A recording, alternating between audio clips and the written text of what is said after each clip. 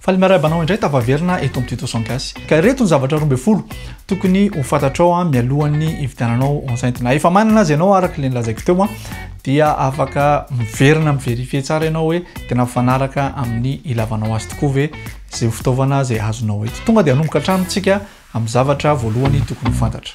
Nanomboantsika azy dia mila fantatrao hoe inona aloha ny karazana enceinte tokony ho vidinao. Le enceinte resantsika io zany tsy le vehivavy bevoka akory fa ny baffle hozy na ny speaker amin'ny teny anglais zay zany no atsotsika eto hoe enceinte. Misy karazany tena maro dia maro ny enceinte. Misy an'ireo hitanao reo arin'ireo zao ny monitoring zay ampiasaina ato anatina studio misy karazany izy io misy ihany koa ny enceinte bluetooth zay hoentinao rehefa mandeha manao pique-nique reny misy ny enceinte monitoring de scène zany hoe fanaovanao retour filazantsika anazy misy ny anaovana façade na sono kely misy PDB zany le izy ka noho izany mila fantatrao aloha mialohan'ny zavatra rehetra hoe inona lay enceinte hovidinao. Eto tsika dia resaka amin'ny ambangovangony ny zavatra rehetra fa anjaranao no misafidy hoe inona tokoa le zavatra dediavinao dia arakarak'izay no jerevanao ny spécifique.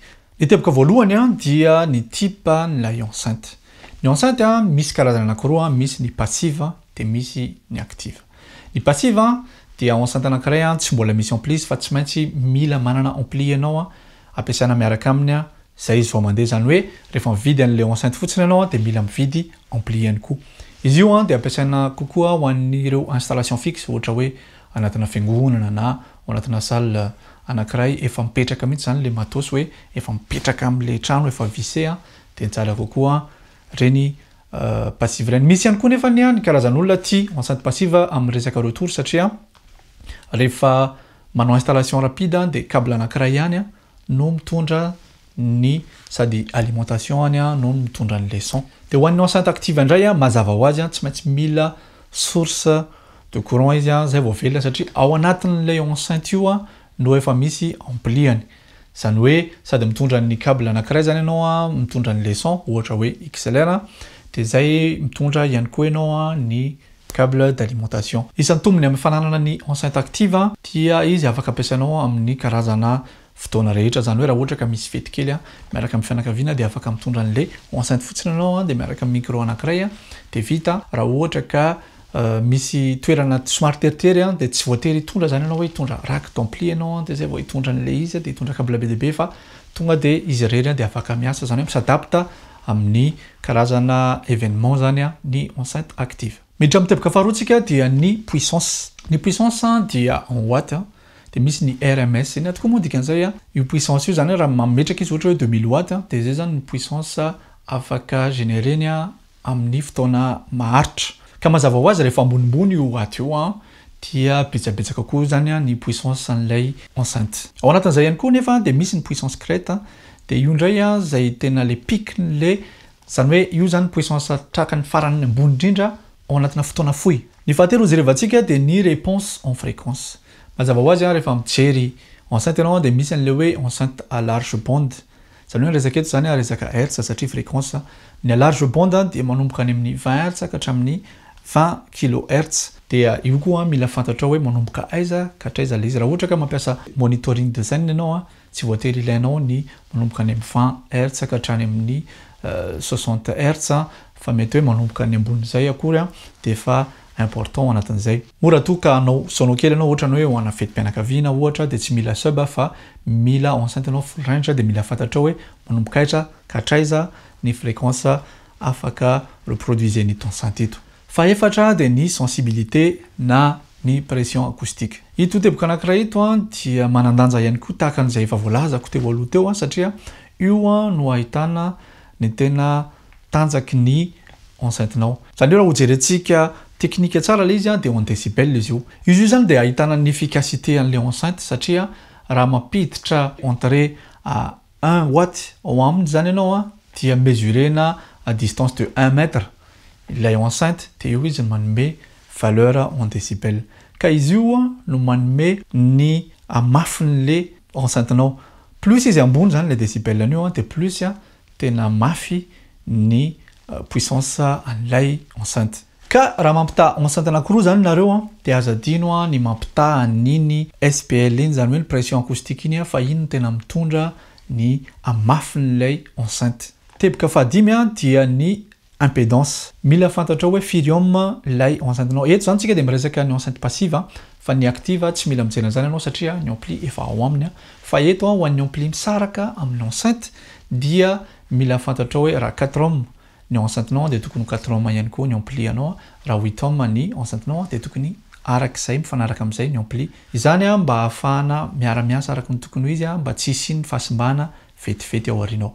Fahenina dia resaka directivité sy dispersion. Rehefa manao diffusion en leçon ianao dia mila fantatra hoe firy degré ny dispersion ty enceinte-nao ity. Io dia tena isan'ny zavatra tena important indrindra mihitsy satria raha ohatra ka mivelatra be, zany hoe en degré izy io mila mahay géométrie ihany koa tsika. Raha mivelatra tsara zany zany hoe any amin'ny 100, 110 na 120 degré any ny dispersion ny aigu an'ilay enceinte-nao zany hoe naiza zany toerana ametrahanao azy dia presque maheno daholo ny manodidina rehetra. Raha ohatra ka somary teritery le izy dia mila enceinte maromaro ianao zany ao anatin'izay. Zany hoe tsy midika hoe raha ngeza be ny dispersion an'ilay enceinte dia zay izy no tsara. Fa io miankina tanteraka amin'ny utilisation anao ihany. Raha ohatra ka maka ohatra zao tsika ny bao zao matetika dia eo amin'ny 120 degré zany hoe tena mivelatra be mihitsy ny azy ny dispersion.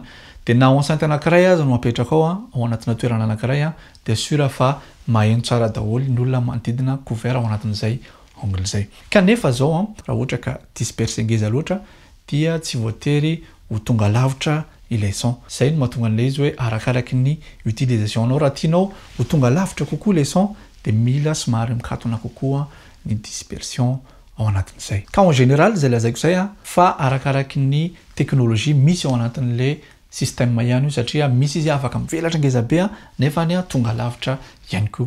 Teboka fahafito dia ny fitaovana nanamboarana azy.